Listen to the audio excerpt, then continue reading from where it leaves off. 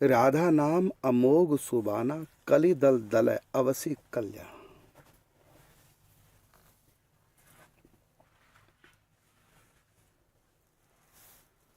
राधा नाम अमोघ, अमोघ का अर्थ होता है निष्फल नहीं जाएगा।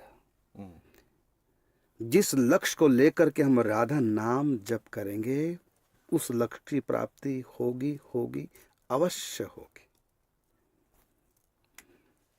राधा नाम ही नहीं, कोई भी नाम प्रभु का हम जपते हैं जी, नाम कभी निष्फल नहीं जाता। कहा ना कि जिमी अमोघ रघुपति कर बाना। जैसे राम जी का बाण धनुष से छूट गया, अमोघ है, अपना काम करके ही लौटेगा। अमोघ का अर्थ है निष्फल नहीं जाएगा। ऐसी राधा नाम अमोघ सुबाना। यहाँ पर चर्चा चला रहे हम रक्षा के बारे में। इस अध्याय का नाम है रक्षा सुख। 11 नंबर से प्रारंभ हुआ। जैसे राधा नाम कवचर उड़ाला, ये सब युद्ध की चीजें हैं, रक्षा की चीजें हैं। बेंध ना पावे काल कराला। आगे राधा नाम अचल गढ़ बांका, ये किला है जी। माया कालना कली शनि झांका। फिर राधा नाम अमोघ सुबाना अब बाण। और कली दल दल अवश्य कल्याण। कली का मतलब कलयुग, और दल का अर्थ है कलयुग का दल, सेना। कलयुग की सेना कौन सी है? काम, क्रोध, लोभ, मोह, ईर्षा, द्वेष, निंदा, चुगली, गाली, लड़ाई, झगड़ा, चोरी, जारी, ये सब क्या है? ये अवगुणी सब कलयुग की सेना है। और ये प्रहार करती है साधक के ऊपर। यदि हम अतिशय भजन करें श्रद्धा विश्वास पूर्वक तो किसी भी सेना की हिम्मत नहीं कोई हमको हरा दे। इतना बल है राधा नाम में। राधा नाम अमोघ सुबाना, अर्थात मुख से निकला हुआ राधा नाम अपना काम करेगा। और कली दल दल है, क्या काम करेगा? कलयुग के दल को दलन करेगा, मिटा देगा। और अवश्य कल्याण, अवश्य कल्याण होगा। अवश्य क्यों कहा? क्योंकि अमोघ है जी। जिससे कि जब अमोघ कह देता अवश्य कहने का क्या मतलब? ये तो भाव का पुनरुक्ति दोष हो गया ना। जब कोई बात विशेष बल दे के कहनी होती है तो उसी बात को 2 बार, चाहे उसी शब्द में चाहे पर्यायवाची शब्द में जी। और कई बार तो 3 बार कहते हैं, त्रिवाचा। तो अवश्य क्यों कहा गया? इसलिए कि साधक की श्रद्धा बड़ी कमजोर है। कलयुग के लोगों में श्रद्धा बड़ी कमजोर है, इसलिए वहाँ बार बार कहना पड़ता है अमोघ है भाई। क्योंकि अक्सर हमारे पास भजन करने वाले क्या कहते हैं, महाराज इससे कुछ लाभ भी होगा कि नहीं होगा? मन तो लगता नहीं भजन में, इससे कुछ लाभ भी होगा कि नहीं होगा? भजन भी किए जा रहे हैं और अश्रद्धा भी किए जा रहे हैं, विश्वास भी नहीं। इसलिए राम जी कहते हैं मंत्र जाप मम दृढ़ विश्वासा, पंचम भजन सुवेद प्रकाश। तो दृढ़ता नहीं है, इसलिए लोग दृढ़ बने। इसलिए कहा गया कि जो तुम भजन कर रहे हो ये अमोघ है भाई, अवश्य कल्याण होगा। दोबारा फिर वही, अवश्य का मतलब अवश्य कल्याण होगा, विश्वास करो। दरअसल बात यह है कि राम नाम कृष्ण नाम इनमें व्यक्ति ऐश्वर्य देखता है, नारायण नाम ऐश्वर्य देखता है जी। इनके नाम में भी और इनमें भी भगवान के रूप में। राम कृष्ण हरि नारायण विष्णु शंकर जी, इनमें ऐश्वर्य दिखाई देता है।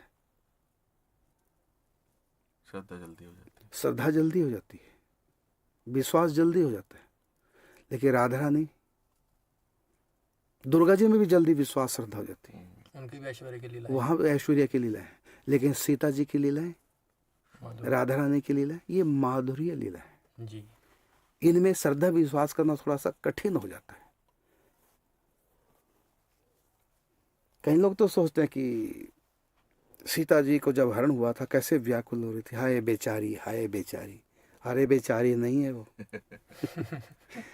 सारी सृष्टि की स्वामिनी है वो, है ना। सीता जी को हाय विजय, कई लोग रो पड़ते हैं, वो तो ठीक है, भाव में अलग बात है। सीता जी की क्या पावर है। अरे सीता जी तो खैर भगवती है, एक साधारण स्त्री यदि पतिव्रता है सीता जी की तरह, उसमें इतनी पावर है। सत्यनुसुईया, सांडिली आदि, उनमें इतनी पावर है। द्रौपदी में इतनी पावर है, ये साक्षात काली का अवतार है। चाहती तो दुशासन को श्राप देकर भस्म कर सकती थी, और लगे भी थे देने श्राप। जब चिरहरण हुआ था तुरंत गांधारी ने आके रोक दिया, बहू ऐसा मत कर। इतनी शक्ति में। राधा रानी की सहेली नहीं, द्वारपालिका दासी, जिसका नाम है शतचंद्रानना सखी, वो ब्रह्मा विष्णु महेश का मजाक कर दिया। आता ना ब्रह्मवैवर्त पुराण में। बिल्कुल। तो ब्रह्मा जी भी उनके आगे हाथ जोड़े बैठे। तो अब बताइए, जिनकी द्वार का पालिका है, जब ब्रह्मा विष्णु महेश गए गोलोक धाम में, मुख्य द्वार पर रोक दिया सखियों ने। शतचंद्रानना सखी ने ब्रह्मा जी से कहा, आपका नाम क्या है? कहते मुझको कौन नहीं जानता, चार मुख देख रही हो ना, मैं ब्रह्मा जी हूँ। कहते यहाँ तो हर रोज कोई ना कोई ब्रह्मा जी आता, कभी किसी ब्रह्मांड से कोई आता, कभी किसी ब्रह्मांड से। एक ब्रह्मांड थोड़ी है, अरबों खरबों अनंत अनंत ब्रह्मांड है। हर रोज किसी न किसी ब्रह्मांड से ब्रह्मा विष्णु में आते रहते हैं। तुम कौन से ब्रह्मांड के, नाम क्या है तुम्हारा? ब्रह्मा जी ने कहा, ब्रह्मा तो मैं ही हूँ बस, और कौन है? कहता है पीछे मुड़ के देखो, दिव्य शक्ति दी है जो अनंत अनंत बुलबुले से दिखाई दे रहे, सब ब्रह्मांड है। अब इनमें से तुम्हारा घर कौन सा है, कौन से ब्रह्मांड से आए हो? कहते हमें नहीं पता, ब्रह्मांडों के भी नाम होते हैं। कहते भाई अब लौट के घर जाओगे कैसे बुद्धू हो?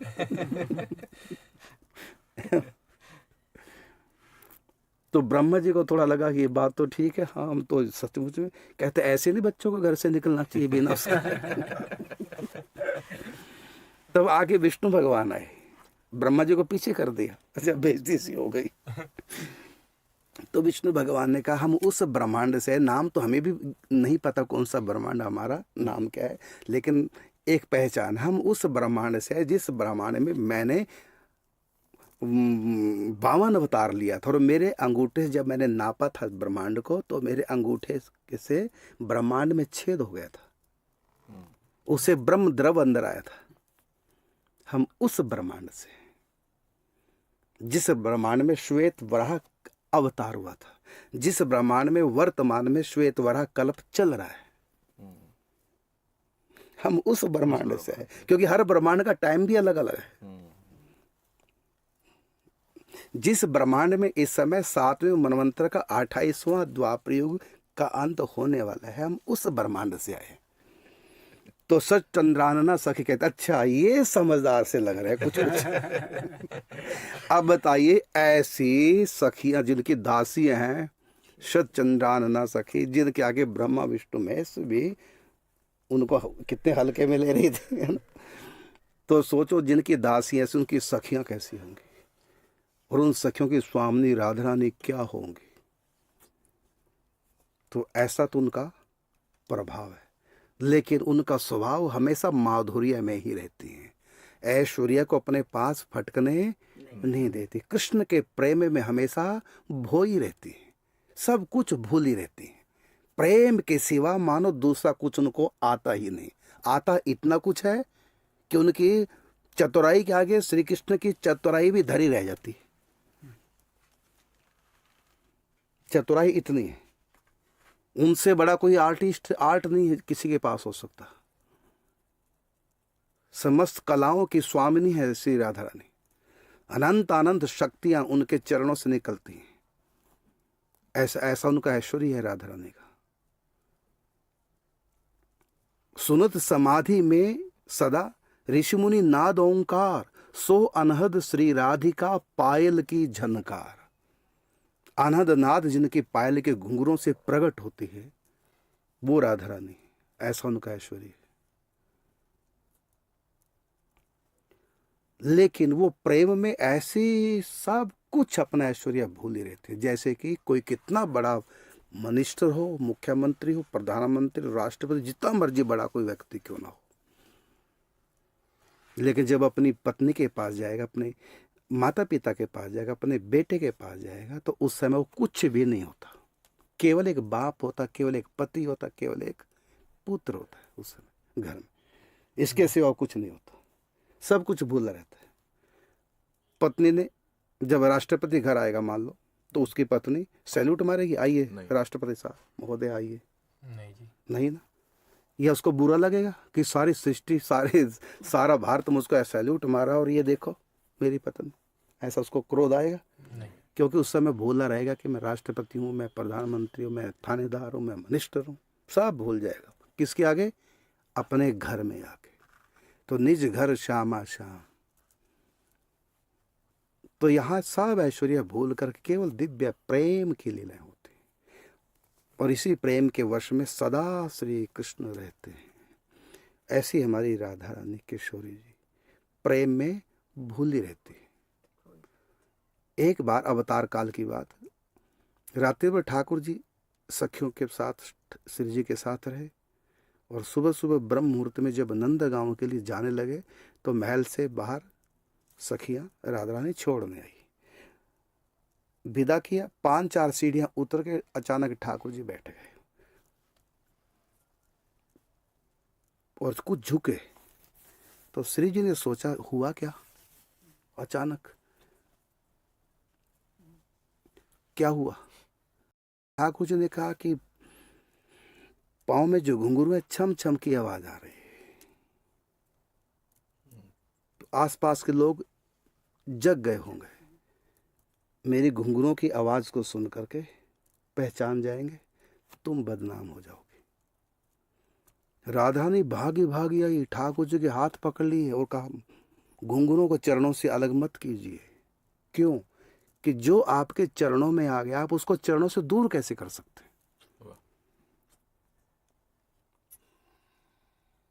ये है राधा रानी की करुणा।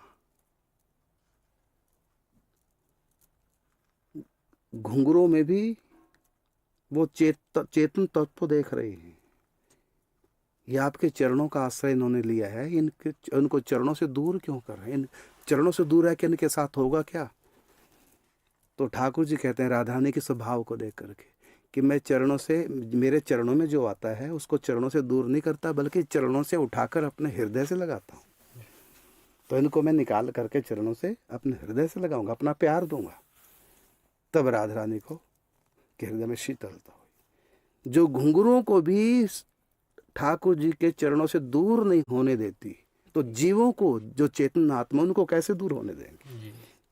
तो वो प्रेम में इतनी करुणामयी है, इतनी प्रेम में सनी रहती हैं, ऐश्वर्य उनको छू तक नहीं जाता, जबकि वो सर्वेश्वरी हैं। सर्वेश्वर की भी ईश्वरी हैं।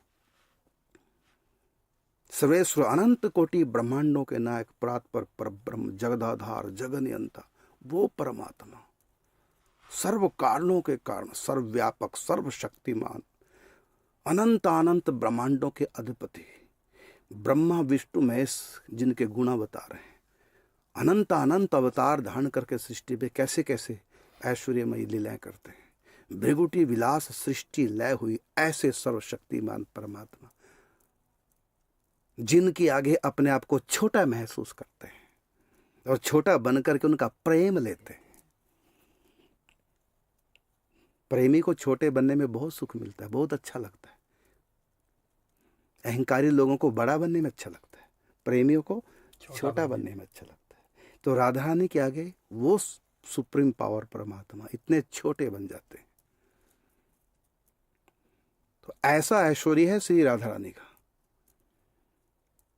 तो हम केवल राधा रानी को उस रूप में ना देखें जो उनका निजी स्वरूप है, साथ में उनका ऐश्वर्य भी रखें साथ, जिससे कि श्रद्धा हमारी बलवती हो। क्योंकि प्रथम स्टेप श्रद्धा का होता है, उसके बाद फिर श्रद्धा पीछे हट जाती है, फिर हम आगे बढ़ेंगे प्रेम राज्य में। बिना श्रद्धा के प्रेम की तरफ नहीं बढ़ पाएंगे।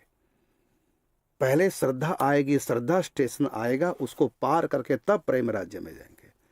इसलिए श्री राधा रानी सर्वेश्वरी हैं, इस बात पर हमको पूर्ण विश्वास करना।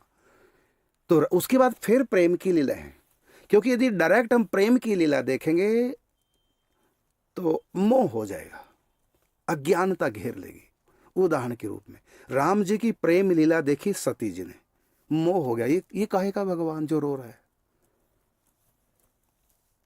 क्योंकि वहां उनको श्रद्धा वाली कोई बात ही नहीं दिख रही। तो हमको राधा रानी में इसी प्रकार श्रद्धा वाली कोई बात दिखती नहीं जिससे श्रद्धा हो, वहां प्रेम की बातें दिखती है सारी, लेकिन श्रद्धा को होना बहुत आवश्यक है। तो श्रद्धा किस बात पे करें? श्री जी में तो ऐश्वर्य है नहीं, क्योंकि ऐश्वर्य को देकर के श्रद्धा होती है और माधुर्य लीला को देकर के प्रीति प्रेम होता है। तो राधा रानी में श्रद्धा वाली कोई बात ही नहीं है। बात क्या बात? कहते श्री कृष्ण में श्रद्धा है तो है ना आपके पास। भागवत जी कहते, सारे ग्रंथ कहते कौन है श्री कृष्ण। अवतार काल में भी कहीं गिरिराज जी को धारण कर रहे हैं, ब्रह्मा जी उनके आगे झुके हैं, कहीं इंद्र उनके आगे झुका है, कहीं काली नाग को नाथ है, कहीं मुख में ब्रह्मांड दिखा रहे हैं। ये है ना श्रद्धा कृष्ण के प्रति। तो ऐसे श्रद्धास्पद श्री कृष्ण भी जिनके आगे नतमस्तक हो जाते हैं, तो यही है राधा रानी में श्रद्धा का एक जरिया। यही उनका सबसे बड़ा ऐश्वर्य है। यही उनका सबसे बड़ा ऐश्वर्य है कि जो ऐश्वर्याधिपति हैं, जो ईश्वर हैं, वो भी उनके आगे उनके प्रेम के लिए झुके हुए। यही उनका सबसे बड़ा ऐश्वर्य है। इसलिए हमारे निम्बार्क संप्रदाय में राधा रानी का एक नाम विशेष कर लिया जाता, क्या? श्री राधा सर्वेश्वरी। और ठाकुर जी को श्री राधा सर्वेश्वर। ये किस लिए? क्योंकि सर्वेश्वर रूप के प्रति श्रद्धा होगी, उसके बाद ही हम अगला स्टेप रखेंगे प्रेम का। बिना श्रद्धा के प्रेम टिकेगा नहीं। ये बात सच है कि जब हम प्रेम से आगे निकलेंगे श्रद्धा पीछे रह जाएगी। लेकिन एक बार तो श्रद्धा जीवन में आनी चाहिए, पूर्ण श्रद्धा जो हमको हिला ना सके। इसलिए यहाँ पर बताया कि राधा रानी का माधुर्य देखकर ये ना सोचो कि लोग माधुर्यमयी हैं, वो रक्षा नहीं कर पाएंगे, वो तो बड़ी कोमलांगी हैं, ये है वो है, वो तो प्रेम में सब कुछ भूल ही रहती है, हमें भी भूल ही रहेंगी, वो क्या हमारी रक्षा करेंगी। ऐसा ना भाव आ जाए। सीता जी में वो शक्ति है, राम जी को जो इतने दिन तक युद्ध करना पड़ा। एक बार सीता जी ने मजाक किया, इतने दिन लगा दिए मेरे पास आने में इतने दिन लगा दिए। मैं तो आपको यश देना चाहती थी, नहीं तो मैं रावण को उसी समय भस्म कर देती जब उसने मेरे को देखा था पहली बार गलत दृष्टि से मैं तो लंका सहित उसको भस्म करने वाली थी। फिर सोचा नहीं, ये यश तो मेरे प्रीतम का होना चाहिए। मैं ये यश आपको देना चाहती थी। ये है सीता जी की पावर।